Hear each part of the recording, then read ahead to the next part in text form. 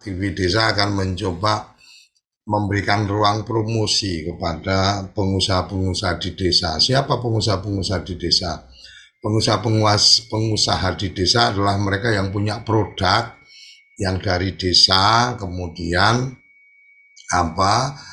mereka juga tertarik untuk mengembangkan menyampaikan informasinya di TV desa. Uh, Pengusaha dari desa bisa juga badan usaha milik desa yang mungkin punya punya objek wisata, punya videonya sudah dibikin nih profil desa wisatanya dan seterusnya. Boleh nanti dikirimkan ke TV desa, kita tayangkan di jam siaran niaga atau jam-jam untuk kita berpromosi. Kemudian sama seperti yang kita lakukan, kalau teman-teman mengikuti acara bincang perkasa yang saya bawa itu, tiap pagi saya ada di situ, dan di sebelah monitor TV itu ada produk kopi, itu kopi Ndorok, itu dari Wonogiri, itu saya pasang di situ. Kenapa nggak pernah ganti-ganti Pak di produknya? Ya karena nggak ada teman-teman yang ngirim ke saya juga buat gimana caranya saya mau mempromosikan kan gitu. Artinya ya disinilah sinergi dan kolaborasi ini bisa dilakukan. Informasi dari badan usaha milik desa umpamanya punya bisnis apa dan seterusnya, bisa juga nanti ruang-ruang diskusi itu juga bisa dikembangkan dalam konteks temu bisnis. Artinya temu bisnis, taruh kata ada yang di desa punya bisnis yang kemudian pengen mengajak investor nih, kami punya lahan sekian. Taruh kata seperti kemarin kita ada satu forum, ternyata kelompok masyarakat bisa memiliki hak pengelolaan hutan umpamanya. Kami punya lahan sekian, izin kami ada. Kami pengen tanam alpukat, tapi menanam alpukat itu satu satu pohonnya yang kualitas bagus itu 50.000, pernah pemeliharaan itu gangguan sinyal. Siap. Jadi Semoga, Pak. yang coba kita kembangkan sebenarnya lebih pada memberikan ruang pada teman-teman yang di desa yang punya produk untuk ingin mempromosikan, silahkan, gratis. Nanti kita agendakan. Mungkin ada pertanyaan, buat apa promosi di TV desa gitu kan? Buat apa? Kemudian apa manfaatnya? Kemudian ongkosnya berapa atau kesulitannya apa dan seterusnya.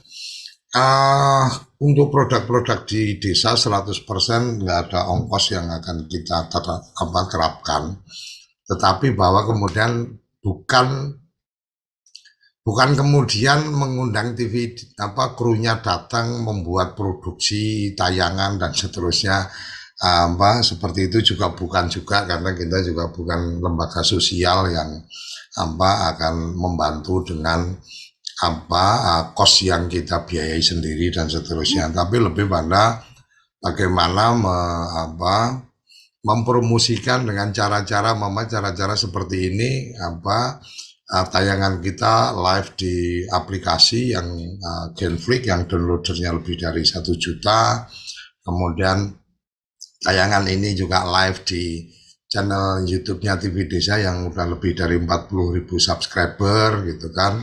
Kita juga mengembangkan ini nanti tayangan di channel khusus TV Desa Niaga. Jadi kita nanti akan simpan di situ dokumen-dokumen video-video tayangan promosi yang teman-teman nanti bisa kirim ke kita. Nah, apakah kemudian dengan gampang begitu saja dikirim terus nanti ditayang? Pasti enggak, ada standar kualitas yang akan kita pegang. Artinya taruh kata, oh sudah ada videonya dikirim, ya kami akan melakukan pengecekan apakah memang layak untuk kita tayangkan atau kemudian harus kita rapikan dulu.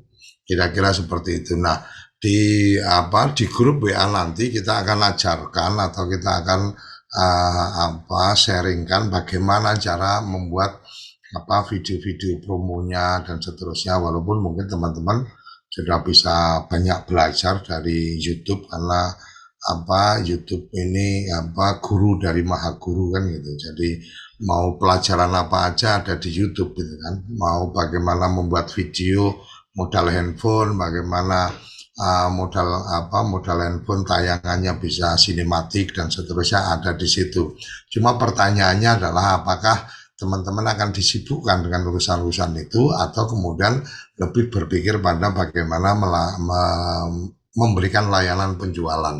Nah, ini yang nanti coba akan kita banyak diskusikan di grup WA yang nanti akan dibikin oleh bareng-bareng SAP dan TV Desa. Jadi kita guidance, ayo kita berbagi bersinergi dan berbagi potensi yang ada. Artinya kami bisa menyampaikan bahwa TV Desa itu juga punya relasi atau punya teman di mana. Teman di mana itu siapa? Pemilik produk, mama seperti ini Rumah Piko punya produk sabun yang belum urus izinnya, jadi belum berani promosi.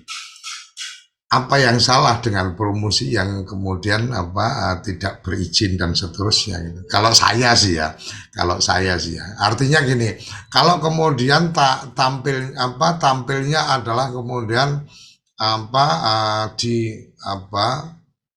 saya sering menyampaikan gini, di ruang mana kita berjualan, maka di situ akan ada aturan-aturannya kan, kira-kira seperti itu. Jadi kalau umpama nih yang kita contohkan sederhana aja dah. Kalau produk makanan kan harus ada izin industri rumah tangga umpamanya nih, ya. Umpamanya kita ngomongin itu ketika kita memang jualnya massal nih kemana-mana. Ya, pasang di online, pasang di mana, mungkin orang akan mempertanyakan itu, ya. Tapi kalau kemudian kita jualannya itu ke tetangga atau ke orang yang lewat di depan rumah kita, nggak akan ada masalah. Sejauh memang tidak kemudian bermasalah. Artinya ketika dimakan kemudian jadi keracunan, lah itu baru akan ada masalah. Tapi kalau ketika dimakan enak, ya teman-teman di warung-warung kaki lima kan nggak ada yang ada label halalnya, ada izin rumah tangganya kan nggak ada juga. Kira-kira seperti itu. Nah, sama seperti yang ini tadi disampaikan produk sabun. Produk sabun belum berani promo. Yang nggak perlu promo tapi cerita aja kalau saya bikin sabun. Proses saya bikin sabun seperti ini, ada videonya. Kalau mungkin teman-teman yang ingin mencoba silahkan mengirim WA ke saya dan seterusnya. Ya kalau menurut saya sih nggak ada masalah.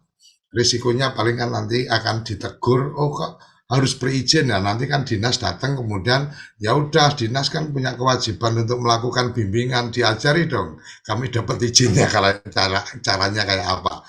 Kira-kira seperti itu. Ini bagian dari bagian yang mungkin teman-teman akan bilang ya Pak D belum pernah melakukan itu. Jadi bisa saja ngomong kayak gitu. Saya akan kasih contoh.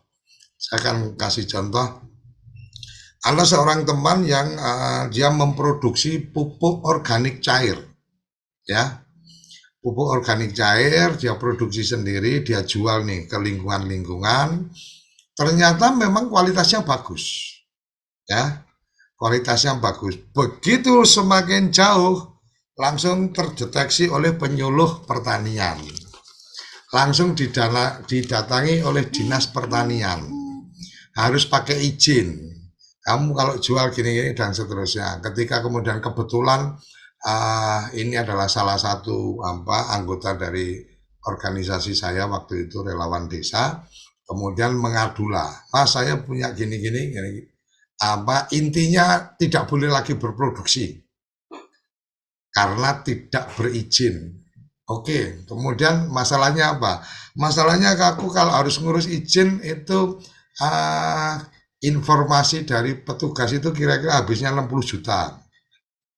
Oke, masalahnya di mana? Aku nggak punya duit 60 juta. Oke, masalahnya sudah ketemu, perlu izin harus keluar duit 60 juta. Tetapi secara produk kualitas oke. Kemudian apa yang saya lakukan? Saya cuma tanya, kamu butuh barang kamu barang kamu terjual atau butuh merek kamu terkenal? Butuh barangnya terjual. Oke, kalau butuh barangnya terjual, kasih label relawan desa. Kemudian di bagian bawah ditulis tidak diperjualbelikan, hanya untuk anggota. Selesai. Nggak harus pakai izin, nggak harus pakai izin produksi pupuk, karena hanya untuk anggota. Dan yang kemudian jadi alat buktinya apa bahwa ini anggota. Loh, waktu dia mau beli harus menulis dulu menjadi anggota relawan desa. Selesai kan? Harus beli produk dari saya. Kemudian orang mempertanyakan, kamu jual bebas? Enggak. Ini loh, harus tanda tangan di sini anggotanya relawan desa. Ya karena dia anggota, dia mau mengambil produk kita, ya nggak apa-apa kan. Saya sudah tulis, bukan untuk dijual bebas.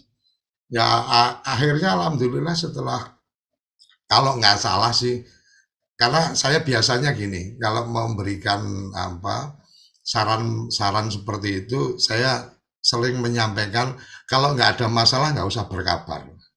Berkabar itu kalau ada masalah. Dan alhamdulillah nggak pernah ada kabar, dan saya dengar-dengar katanya sekarang sudah punya izin dengan nama PT dan seterusnya. Ya alhamdulillah.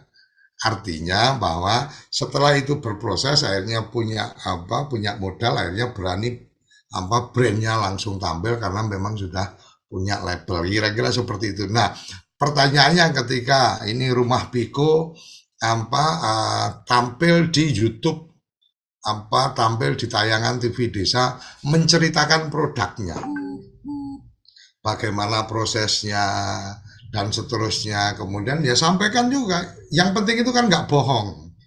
Sampaikan juga, oh ini sedang berproses izin dan seterusnya, tapi kami sudah terbuka untuk kalau ada yang pengen mencoba menggunakan dan seterusnya, nanti kami bisa kirim sampel, siapa tahu cocok, ke depan bisa jadi reseller, bisa jadi agen dan seterusnya.